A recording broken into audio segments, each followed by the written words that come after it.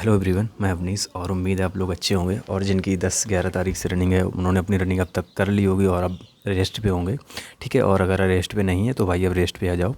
अब बस 2-3 दिन रेस्ट करो और सीधा ग्राउंड में जाकर रनिंग करना। इस वीडियो में बात करेंगे कि हमें सेंटर पे कैसे पहुंचना है, मतलब एक दिन पहले पहुँचें, क्या खाएं पिएं और रनिंग करते टाइम को ऐसे कपड़े पहने जो हमें मतलब अपना एकदम बेस्ट आउटपुट दे पाएँ। देखो भाई, ये चीज़ें हो सकता है आपको ज़्यादा मैटर ना करती हों, लेकिन इन चीज़ों से थोड़ा सा फ़र्क पड़ता है। एक से मतलब 30-40 सेकंड से लेकर के 1 मिनट तक आराम से फ़र्क पड़ जाएगा। ठीक है, तो उसी के बारे में बात करते हैं क्योंकि मुझे ये फ़र्क पड़ा है। ठीक है, इस वजह से मैं जानता हूँ, क्योंकि मैं थोड़ा बैकग्राउंड बता दूँ कि कैसे फ़र्क पड़ा है।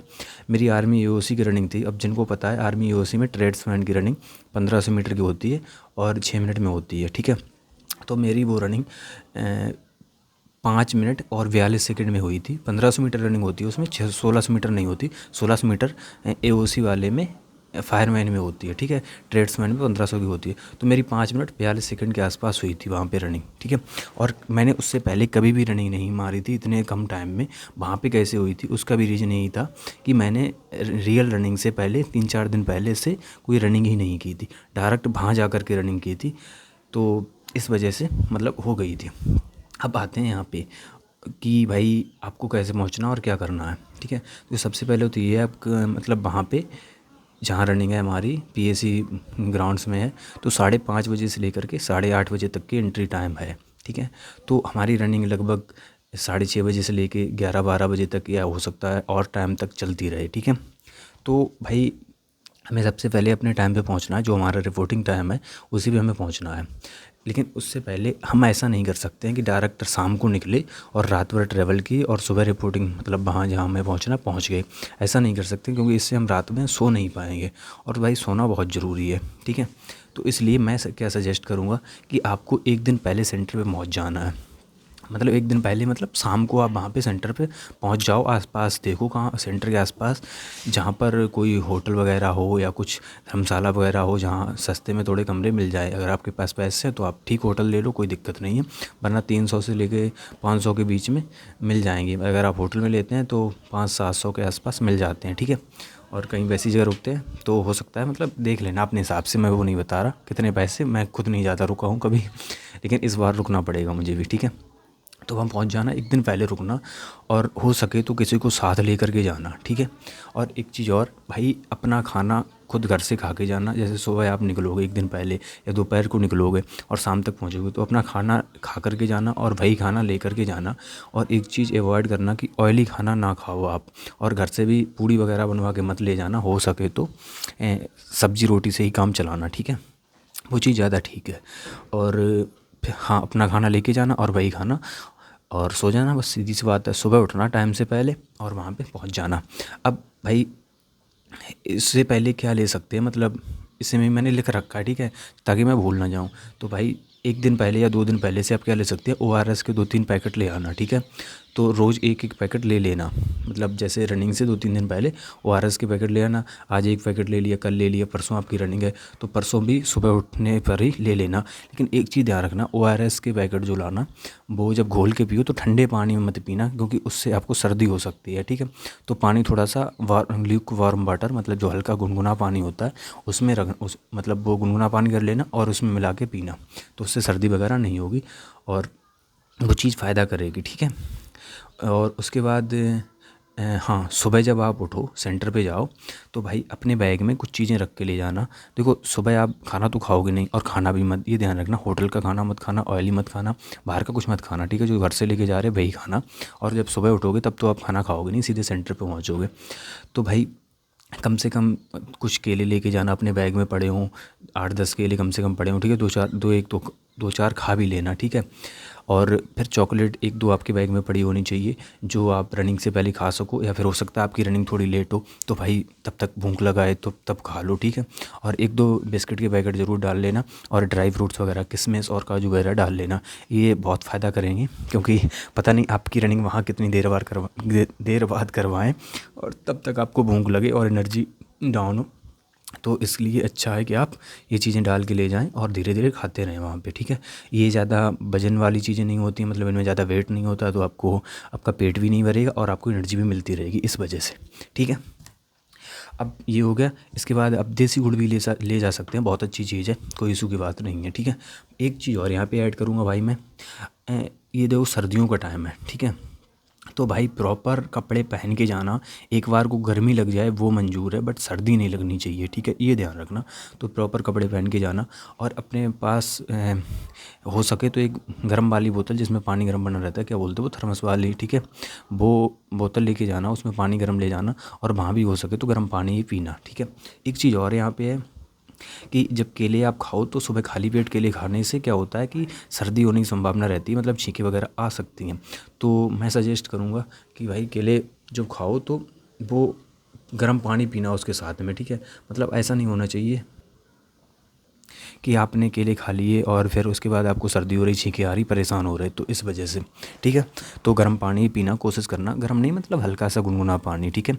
और लेकिन आप अगर आपको कोई दिक्कत नहीं होती है तो फिर कोई इशू नहीं, आप वैसे भी खा सकते हो, फिर ठीक है। और हाँ, हो सके तो किसी को साथ में ज़रूर लेकर के जाना, उससे थोड़ी सी आपको हेल्प मिलेगी, मतलब आपको टेंशन नहीं रहेगी, ना बैग देखने की, ना मोबाइल देखने की, ये चीज़ें देखने की टेंशन नहीं रहेगी। और आपको कहाँ रुकना है, कैसे रुकना है, वो थोड़ा अरेंज कर ले, मतलब जो भी साथ जाए, तो फिर आपको उस बात की टेंशन नहीं रहेगी, ठीक है। आप कहीं भी रुक सकते हो, होटल में रुको, दोस्त के यहाँ रुको, कहीं भी रुको, वो आपके ऊपर है। फिर भाई है कि अब आते हैं उस पे, कपड़े पहन के रनिंग करें, कैसे करें, मतलब कितने कपड़े पहन के रनिंग करें। देखो भाई, मतलब रनिंग से पहले तक, मतलब पहले आपकी एंट्री होगी, फिर बायोमेट्रिक वगैरह होंगे, फ़ोटो वगैरह खींचेंगे, पूरे कपड़े पहने रहना, ठीक है, मत उतारना, और अपना बैग वगैरह पास में ही रखना, ठीक है।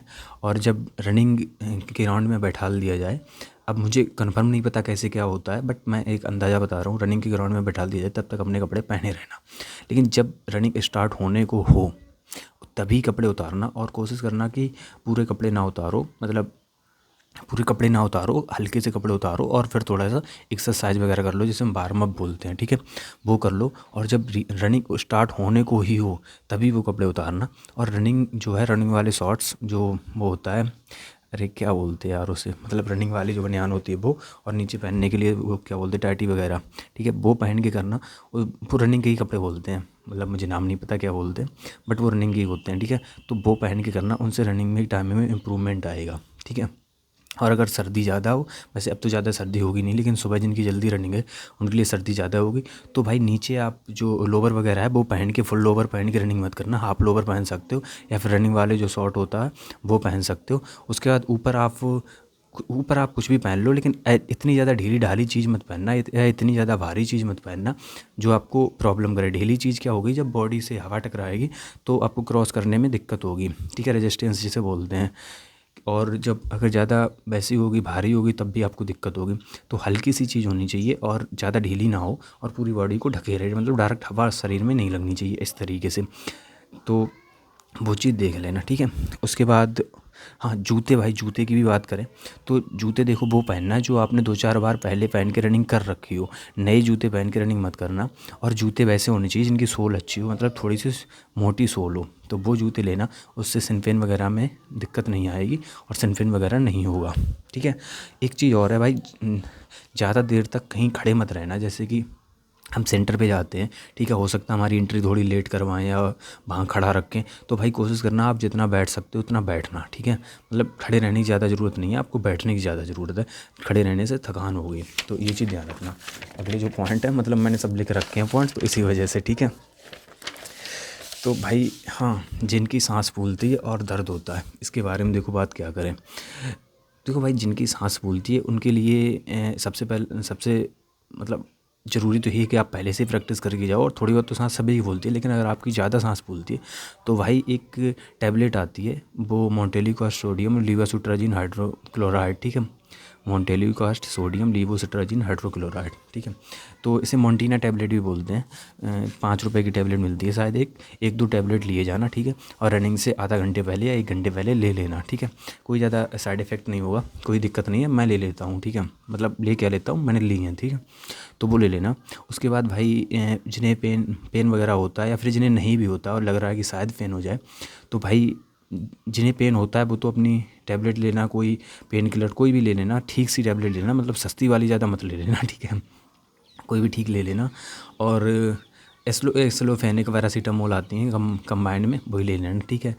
और जिन्हें दर्द ज़्यादा होता है वो एक खा लेना, और जिन्हें कम होता है वो आधी ले लेना। और जिस उससे लो, मेडिकल से लो या फिर जिस डॉक्टर से भी लो, तो उनसे थोड़ा सा बोल देना यार इसके लिए चाहिए तो कोई ठीक सी दे दो हमें, ठीक है। तो वो खुद अपने हिसाब से सही दे देंगे, ठीक है। तो दोनों टैबलेट हो गई, ये लेके जाना अपनी और ले लेना, ठीक है। बट एक चीज़ ध्यान रखना, ये टैबलेट लेना जब भी, ये जो मैंने बोला मॉन्टीना लेवोसिट्राजिन हाइड्रोक्लोराइड वाली, ये तो आप खाली पेट भी ले सकते हो, लेकिन पेन किलर मैं सजेस्ट करूँगा कि भाई कुछ खा के ही लेना, ठीक है। वो खाना पीना तो खैर केला भी हो सकता है, ड्राई फ्रूट्स भी कर सकते हैं, आप थोड़े बहुत बिस्कुट वगैरह भी खा लेना, चाय भी पी सकते हो, कोई इशू नहीं है, ठीक है।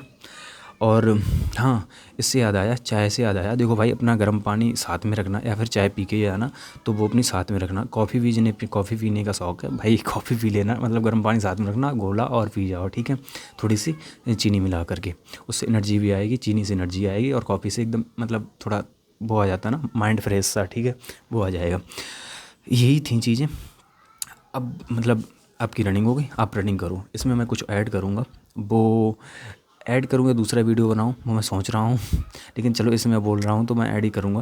देखो ज़्यादा प्रेशर लेने की ज़रूरत नहीं है, मतलब रनिंग एकदम स्लो करना, कोई ज़्यादा फास्ट भागने की ज़रूरत नहीं है।